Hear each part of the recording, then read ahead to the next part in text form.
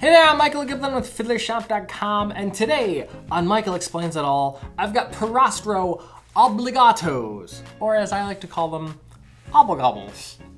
Yes, they're fun string. So, I'm gonna try to keep this a little shorter than my previous ones and get to the point. What I'm gonna do for you is kind of talk about them, play them, look at the harmonic analysis on the little fancy computer deal. I sound so old when I say this. These kids and their fancy computer stuff. But basically, people really flock to obligatos if you're looking for a darker, really a warm string.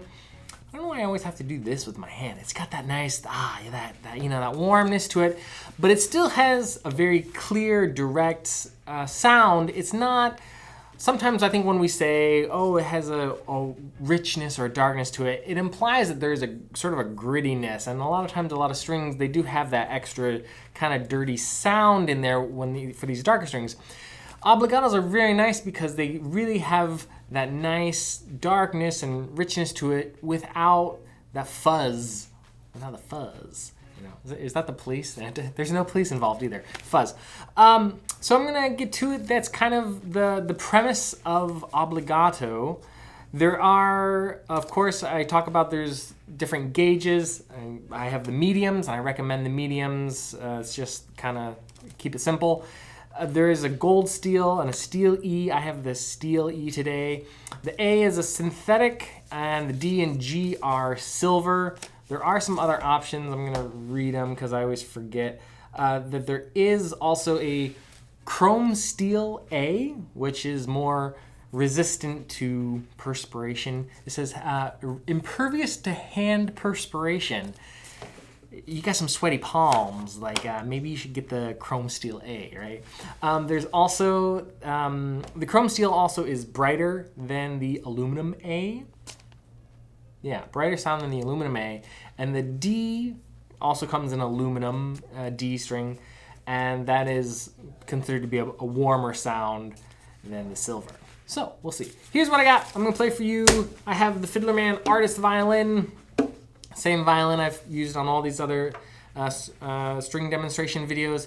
And I have the Holstein two-star bow. You can find the links for these in the description box below.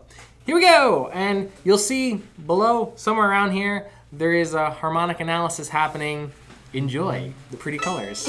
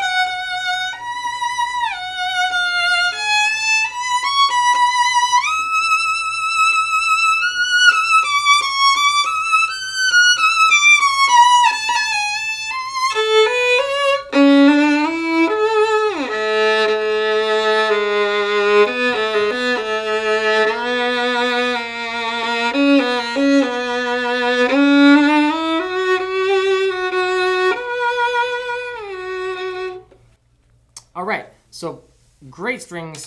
They are, I should preface this by saying, not a cheap set of strings. These are about $90. So hopefully you can learn about them before trying them out, because that's not at the time of filming this, I know string prices are gonna change a lot in the coming years. I don't know that, that's just traditionally what has happened with strings. So at the time of filming, these are about 90 bucks. They're great. They are, of course, people, if you want, you know, this sort of darker sound, or if you have a bright instrument that you want to kind of tone down, yes, tone, but also like a little bit of volume. They're not the brightest, or like projection-wise, they're not the strongest strings. So they are, a lot of people really want that nice kind of, it's more of like an introspective tone. I think it has sort of this nice, it's kind of, you know, it's got tremendous complexity in sound, but it's a little bit contained. It's not as extroverted of a sound. I'm gonna start talking in like Myers-Briggs diagnosis is next, but this, to me, it, especially you noticeable on the like the A&E, it kind of has that like old, kind of like record player. What is this?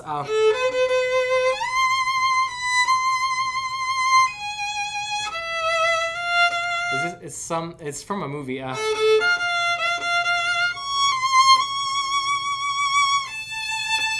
It's like an old black and white movie. I can't place it, but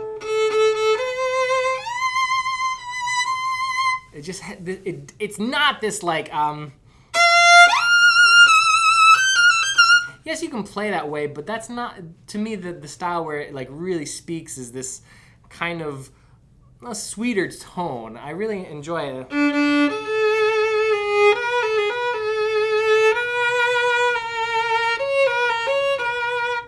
To me, it has tremendous warmth, tremendous like resonance in the this like lower tenor kind of range. It's not like a soprano, even though the violin is considered to be, a soprano instrument. Obligatos do a really nice job of kind of warming up the sound without it being that like grittiness. So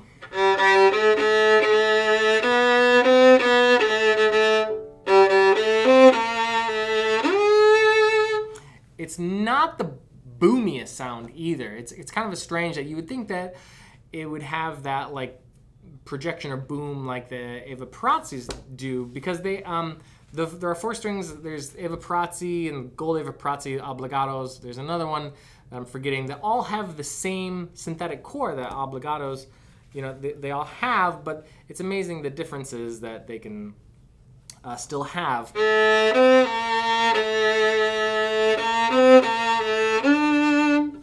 Anyways, what I'm going to do now is look at the graph and talk a little bit more. Feel free to stick around for some final thoughts. Okay, party people, let's talk about what we're looking at here. This is a graph that is showing us all the frequencies. You can see on the right-hand side over here, these are all measured in hertz. And so when I play an open A, you can see down here, this is an A. This is A440. And so the next line above that is an octave above that. And it all follows the harmonic overtone series stuff that we learned about in school. So it's kind of a little bit of physics, a little bit of acoustical property stuff. It's very interesting how when we play the upper register, all these overtones are much farther spread out. You can see like much more space in between. And then when I play like all the stuff on the G string, they're all smashed together, and so you hear just this mush of frequencies. This one, so I'm going to confess, I forgot to play just the open strings, as I have been doing on a lot of the other videos. So I can't really compare obligatos against other strings. And also some of it, this isn't like the best example to use because everything was just a little bit hot on this recording. I was probably standing just a little bit closer to the microphone, or I had my levels a little higher than I used to. It's hot, too hot. Hot damn. So everything is a little bit yellower, than on the previous string examples where everything is a little bit more purpley and darker. So everything looks, if I compared it, they would probably look like the obligatos were just like so much more louder, and they're not really louder. But because I was playing them closer to the microphone, that's how they came out. Some things that are interesting you can see is basically there's a lot of frequencies in between the harmonics, that we're hearing.